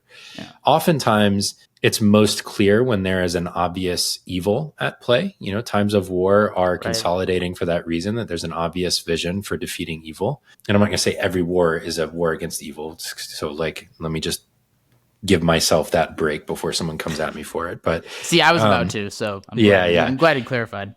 Part of that is the coalition building thing. Totally. I think we need more people working across the aisle. And so I wonder if we were to assume, which is probably not true, but let's just assume that there were politicians or maybe future politicians listening to this who want to understand how to bring people together in a safe and open way that people will engage with across the aisle. What would be the principles that you've learned that you would share with them that they can then apply to trying to do more of the same? I honestly think, and that's a fascinating question because I think that's at the crux of like what we're missing. I feel like it's really understanding people's why. Like, why do they believe what they believe? And you have zero idea why someone else believes what they believe. They believe it because of their life experience, like where they grew up, what their parents thought, what experiences they lived through, what economic hardships they lived through versus someone else, like what discrimination they saw versus somebody else, what poverty they saw versus somebody else. Like everyone's got a different, upbringing. What did they have? 2 sisters, 2 brothers? Like literally every single person's just personal experience informs why they believe what they believe. They could be the most wrong person on the planet, but it's right in their mind because of what they've experienced in their life. So you have to understand that. And then when you understand that, you don't need their full life story, but like, let's take the environment, for example. You're trying to build coalitions on the environment. You're really pro-environment. You're rational. You want kind of common sense solutions. And I'm kind of speaking from experience here, but there's somebody who's like, climate change isn't real. The environment is not worth it. This is just a hoax to propose liberal ideas. Well, why do you believe that? Not like fighting back, not me saying, because I used to do that. Well, why do you believe that? Well, because, and then they'll give a reason. Like there's a real reason. And if they don't have a reason, then you dig a little deeper. Like why isn't there a reason? Are you just doing that because it's the default? Can I show you that maybe there's another approach than what you've heard previously? And it's amazing how many walls you can break down when you try to understand why someone believes what they believe. And then let's just say, okay, they're all on board with environmental action, but they live out in the country. And an electric vehicle or a solar panel or something just does not resonate with them because that's not the way that their life is lived and it's not relevant. Then you talk about solutions that are going to be relevant to them. They don't care about polar bears. Like they do. Like if they were said, like, would you kill a polar bear or not? They'd be like, don't kill a polar bear. But like, they care about their farm. They care about their community, right? That's true for all of us. And so I feel like there's a real, like, just an understanding in the coalition building and finding areas of intersection that might be different for somebody else. Somebody might want a wind turbine in Iowa because it provides an extra stream of income for their family. They might want it because they believe that America should produce more wind energy here so we don't have to rely on China. They also might do it because they're super scared about climate change. It doesn't really matter. People have different intersections to get to the same place. A duck hunter, which was my example earlier, might want to preserve this public land because they want to duck hunt for future generations, while a hippie might want to preserve it because they want to have a beautiful place protected for future generations. So like there's always a different way to get people engaged. And if you don't understand their why, then it's going to come across you're preaching to them because you're not reaching them on what they actually care about. And that's something that I've realized is far more doable than you would ever think with unlikely stakeholders. But you have to put in that time and effort to understand them first, which is hard because you kind of want to just tell them what you believe and get it over with. And that's just not necessarily how you get people on board with things. Yeah, I love that so much. I heard you talk about this on an interview I listened to where you were talking about the group of people who still endorse this concept of it being a hoax, right? And this type of people that I've gotten a couple emails from at times. You described it as not being that you would perceive it as like they don't believe the science or they don't believe that it could possibly be true or any number of these things, or like they're stupid or they're ignorant or whatever the stories are that get told. And the way that you framed it was that for many people, it's actually a solution aversion. Right. That the solutions they've heard to the problem are so unattractive to them that it's easier to say that's not real than to embrace the solutions that they disagree 100%. with. And that if offered another set of solutions that do appeal to them, kind of to your point just a minute ago, that many people will say, oh, okay, well, if that's an option, then maybe I could get on board. And the way I walked away from hearing you talk about it that way was, okay, so let's go back to AOC and Ted Cruz for a minute, just because it's amusing. There is a circle of things that Ted Cruz wants implemented. There is a circle of things that AOC wants implemented. There's a set of problems each of them care about. There's an overlapping concentric circle, and there's some number of problems that they both care about, for sure. Yep. And then each problem has a set of solutions that each of them believe should be implemented. And there's some overlap between those things. And to me, coalition building is finding the overlap of problems. And then for a given problem, the overlap of solutions in that little area in the middle is the progress that we can make at any given time. Exactly. No matter the group of elected people that are there. Yeah. That's what I took away from hearing you talk about this. And it's like, that is a blueprint to me for trying to find the common ground where action can happen. I love that. And I completely agree with that. I mean, if you can't find any intersection, you're probably not human, even if it's 1%. AOC and Ted Cruz, their followers can be any more different, but there is a percentage that they agree on, and probably more than they would ever believe in terms of the intended outcome. So they might disagree on some of the solutions, but they definitely agree on a lot of the outcomes. And I know that that's probably shocking if you're an AOC or Ted Cruz fan, but it's true. The perfect example of me seeing this in real life was I was on this panel at this very liberal event in Florida with one of the most liberal members of the state legislature there. And she basically proclaimed, I hadn't even talked about Florida Governor DeSantis' environmental record because I knew that the crowd probably wouldn't like it. She blurted out, I hate Ron DeSantis on every single issue except for the environment. He has been super easy to work with on the environment, and I will never vote for him. I will never advocate for him. I think he's a terrible human being, but we have aligned ourselves on the environment, and I can appreciate that. She's kind of a fiery person, as you can tell. But it was literally like an AOC type person saying like, I hate this guy, but we found this overlap. And that doesn't mean you have to vote for him. That doesn't mean you have to like him. That's the unique nature of coalition building, is like unlikely stakeholders. And I would give someone like Van Jones or Donald Trump credit for passing criminal justice reform legislation together. Van Jones could not be a bigger Donald Trump hater. And Donald Trump, who's very like purity focused, right? He has always purity tests for his own party. They somehow worked together to pass criminal justice reform. They stood next to each other at press conferences, and they might dislike each other a ton, and they still do, but they have respect for one another enough to solve a problem despite the disagreements. And I think those things are beautiful, and they don't get talked about enough, like the Ron DeSantis comment or Donald Trump. And the thing that I would say about that is they do have respect for each other in that way, I'm sure. Right. I think that is a greater sign even than that of a respect for the people suffering from the problem. Right. That's why I call myself a solutionist. Is like, look, I do not like a lot of people that get elected in this country. I think that they have bad morals. I would not choose to be friends with them. And we need to solve problems. Like there are very clear problems that I really, really want solved. Yeah. And if I knew that hosting a dinner party could help make that happen, I would host 100 dinner parties. Right. Because I want the problem solved, right? And I want to encourage and embrace more people trying, even if it means we fail a bunch of times and all of that. Like we've got to try. And the DeSantis thing was interesting because I was going to bring up actually, so you've talked about kind of the conservative governors who have a good environmental record. And you mentioned Brian Kemp in Georgia. I grew up in Georgia. You mentioned DeSantis in Florida. I was born in Florida.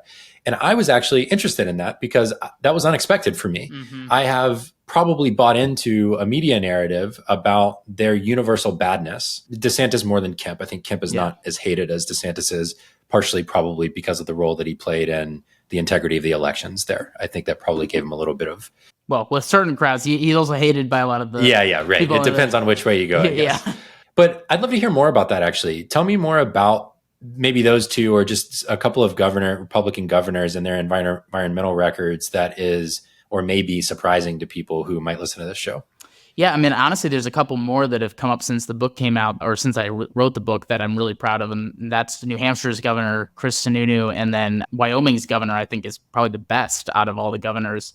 Sorry, Brian Kemp, who was my number one before. I think you've been one up by Mark Gordon, which is not really your fault. Mark Gordon just somehow did what I'm about to explain, which is he laid out an energy agenda that was all about reducing carbon emissions, creating jobs for Wyoming, and not picking winners and losers for American energy, and basically saying, you want to be a solution-oriented person, you want to be a solution-oriented company, you're an entrepreneur, you're a government lab, come to Wyoming. We're going to make it as easy as possible for you to do business here. He's not doing it because he wants to save the climate.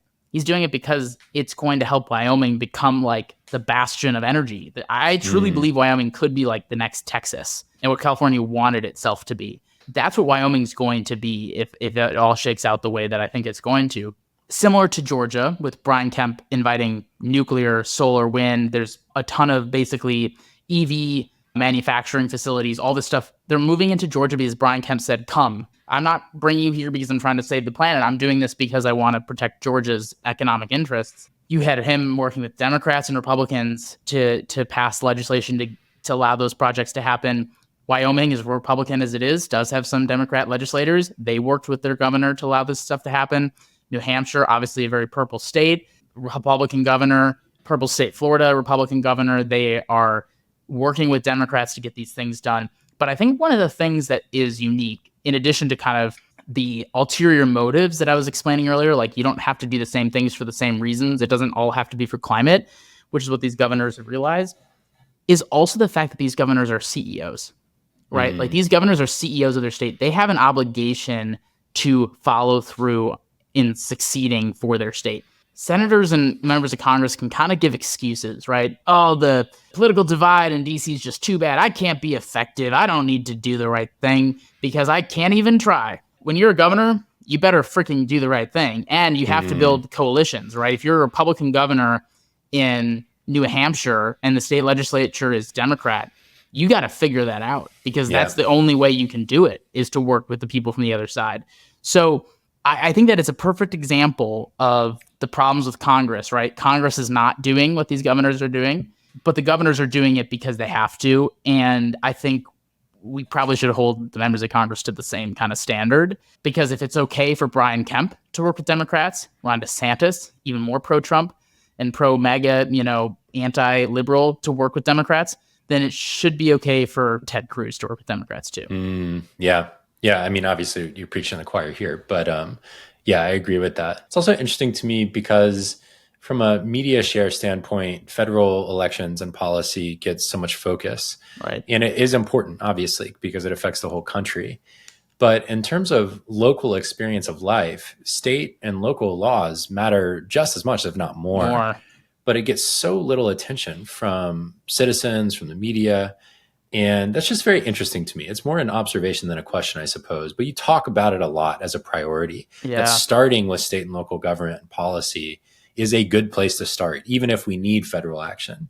I mean, you're exactly right. And like, Brian Kemp knows what Georgia needs more than some senator from Nebraska, right? And that's just like makes sense. I mean, the federal government is supposed to do certain things, but they're supposed to be mostly national and like interstate boundary kind of type things. And there's a reason why purple states and governors tend to be more efficient and effective.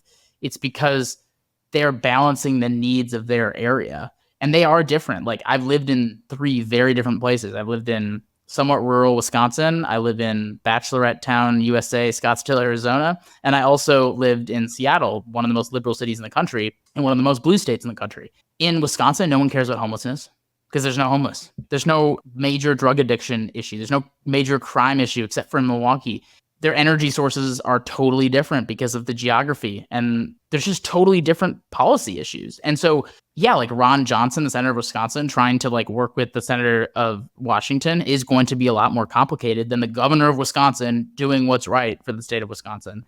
And yet we only focus on the federal stuff, even though our governors, our mayors are the ones who know how to represent us best, and they don't hear from any of us. And thankfully, they're close to the action, so they can actually like tour the things or see things firsthand, meet with people firsthand. So they don't have to hear from as many people, but they need to hear from more of us because that's where most of the policy that affects us comes from.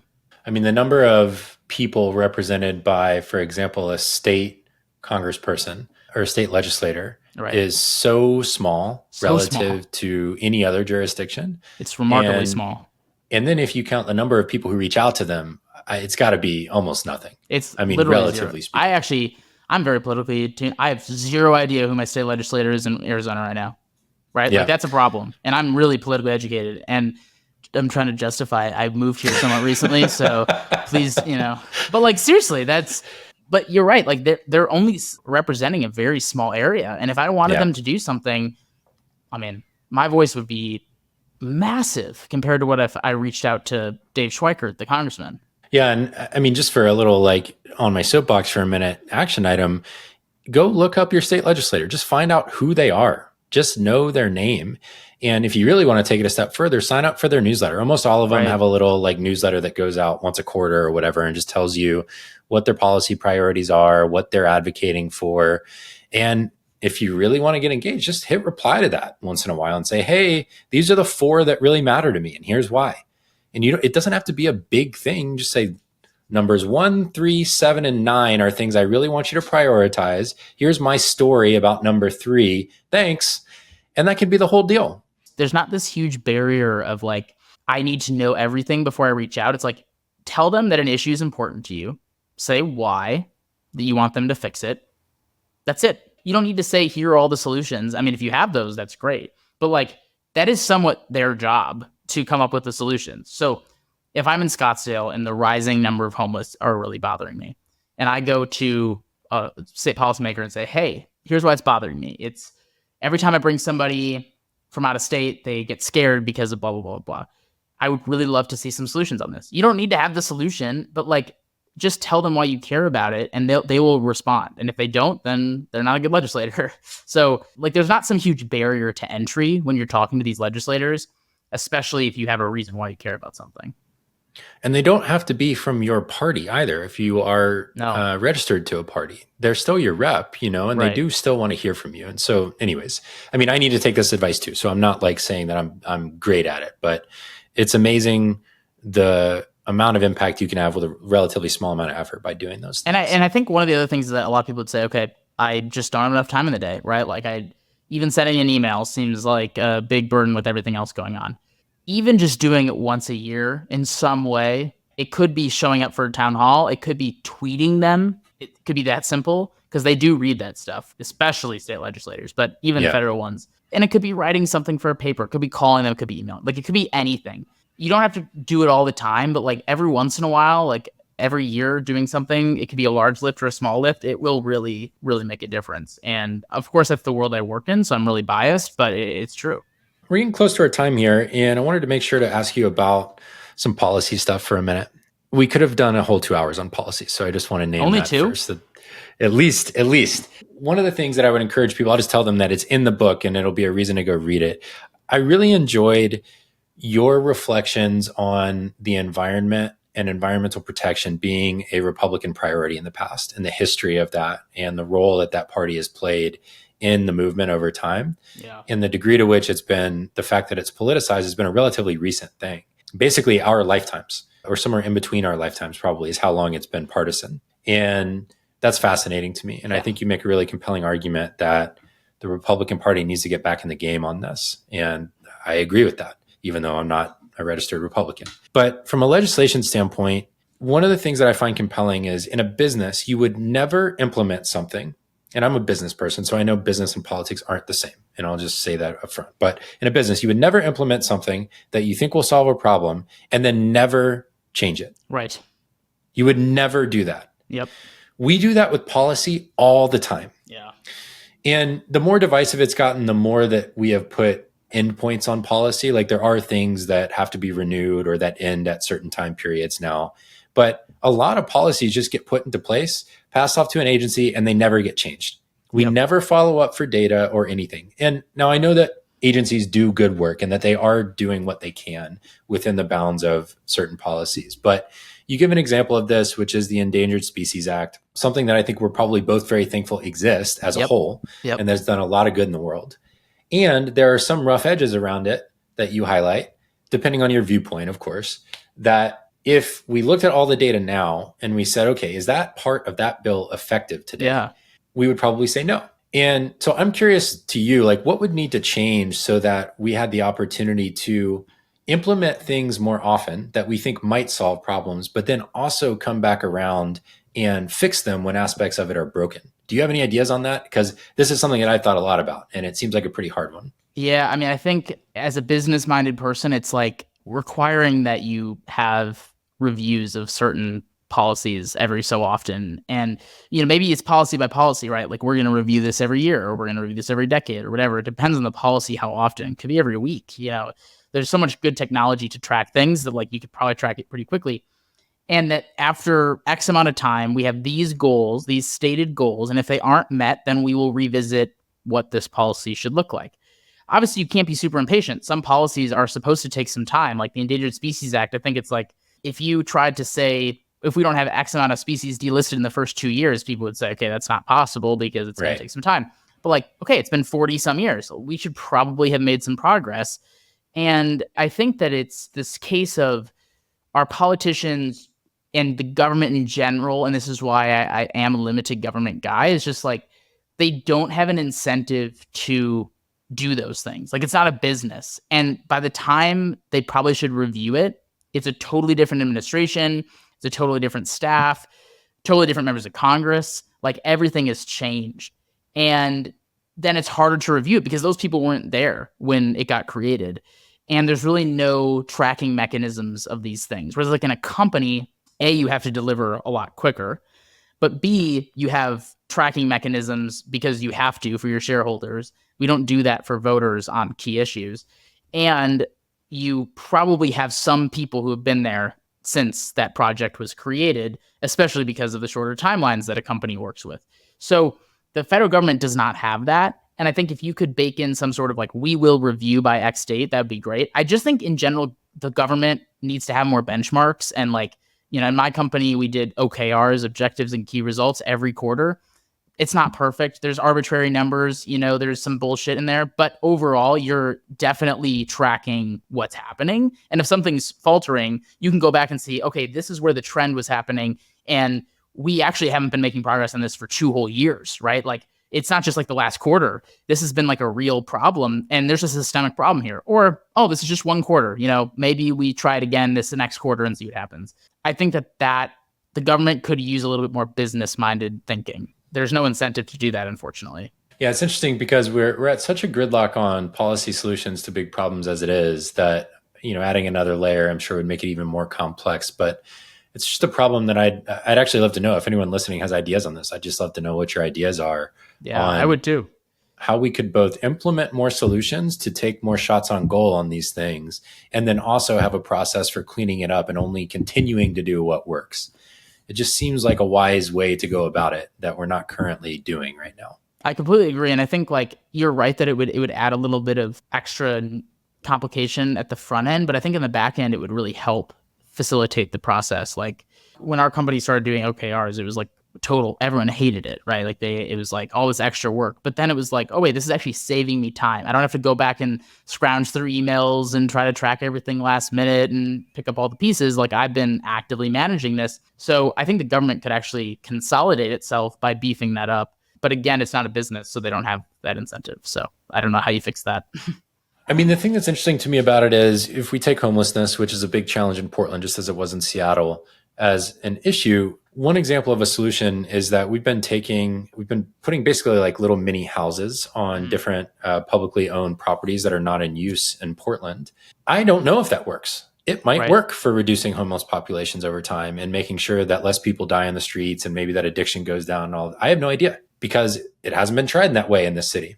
You know, just like politicians, like if they did try that, they also wouldn't know because there's no track. Like I think people would be shocked at how little, like if you're like, okay, the Inflation Reduction Act, you guys spent all this money. Is it working?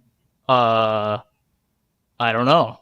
Like that would like literally be everyone's response. Homelessness in Seattle, they're spending tens of millions, hundreds of millions of dollars over the course of the last decade. They don't know if it's working because they aren't tracking it. I'm in some group chats that talk a lot about these kinds of things, and Pete Buttigieg gets hammered because of the budget that was assigned to building out charging infrastructure and how little of that's been done. And he's probably got a million other wins that have been done. And so I don't want to act like nothing has been done. But it's an interesting element of government where if we could fix that, I wonder if we might be able to try a lot more things across the political spectrum. Right. Because we would be interested in, did it work? Not did my party endorse it? And I know that's asking like the world of the political system. Yeah. But I would love to be wrong about what works. If it works. Me too. Right. You know, and so I don't know, that would be my enthusiasm or my like enthusiastic endorsement for everyone listening is let's encourage people who want to find out what works. Positive outcomes should matter more than like your political affiliation. And like we're so afraid to admit that the other side could be right about something or that something worked, right? Like you look at the regulations, one side doesn't want to admit that the Clean Air Act or the Clean Water Act worked because it's largely endorsed by Democrats now and not Republicans. But then also the Democrats don't want to admit that it's a little bit outdated because that's what the Republicans are saying. And so nothing gets done because they're not willing to give the other side a win. And who cares? If I die in 50 years, I'm not going to care how many political wins my party got. I care about like, did the world become a better place? And that's missing from politics today. Yeah, I agree. Well, my last two questions for you. I had a bunch more here that we could have gotten into, a whole bunch of fun stuff as always, which is a good thing. My first question is, when you think about the sum total of your work and where you're going from here, what is the version of the future, the best possible version of the future that you feel like you're trying to build towards? I have this crazy idea that I'm going to be launching over the next couple of months in campaign/nonprofit form called Nature is Nonpartisan. And I have this belief that in 10 years, we will look back and say our efforts, and by our, I mean a very large number of people who are working with me over many organizations, have made the environment nonpartisan again. That's my ultimate objective in life right now. And I hope that that's like accomplished, right? Like I hope that that's done. I don't want to like keep fighting for it because it gives me a job. I hope I'm out of a job when it comes to making the environment nonpartisan again. And then we can shout all the success stories from the rooftops and it's so normalized that that's not even needed. It's just a given because it used to be and it can be again. So that's really what I'm building for right now. And there's a lot of people who want that to happen. It's just, will it protrude the horrible narratives that we have to deal with on a day-to-day basis? I would hope so, and we'll see what happens. My last question for you is, in doing this work, who are you becoming right now? Who is it shaping you into as a person? To me, this work's shaping me into somebody who is trying to become more grounded rooted in being human again.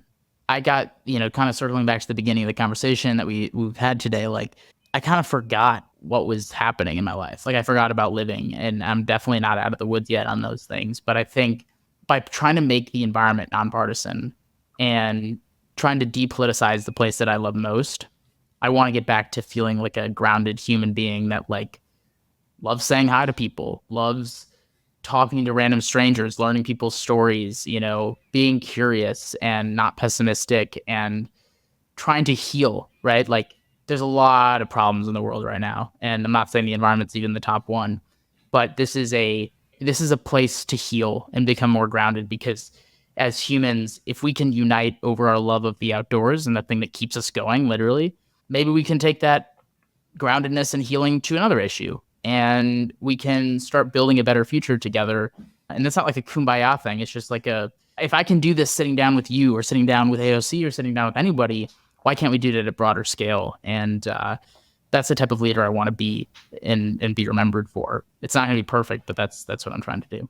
Well, I'll say a couple things on just about you and your work as we wrap up here. The first one is that you have this message that you share pretty often, which is that pretty much everyone, unless they've got a really weird motivation, can agree that cleaner water, cleaner air, cleaner soil, less warming is positive. Yeah. That those things will benefit humanity. And even if not all of humanity, that if the water that you drink every day and the soil you plant your garden in and the air that you breathe is cleaner, that you will be healthier, you will flourish more as an individual, that those should be universal goals, that pretty much everyone can agree on them. And the fact that you are trying to unite people around that message and encourage the party that you're a part of and have endorsed for a long time to get back into the game, to be a part of the conversation, part of the solution, I think is extremely noble work. I think it's extremely important. As I said at the outset, I think it's maybe one of the highest leverage things anyone can do right now, because you've got only half of the political apparatus working towards solutions right now effectively. And I really admire you for it. Like, I followed you for a long time from afar and we've become friends over time now. I'm just very grateful for it. It's cost you a lot.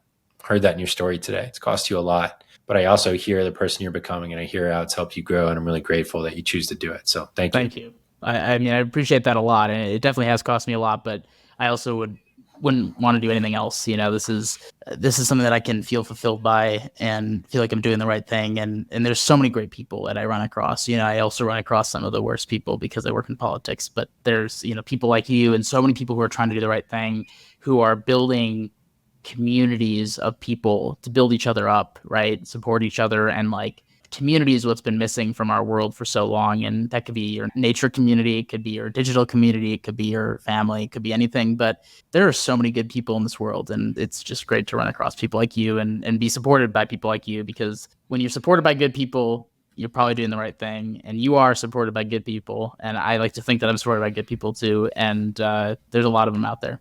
Thanks, man. I appreciate it. Thanks for coming on today. Thanks for having me. This was a great time.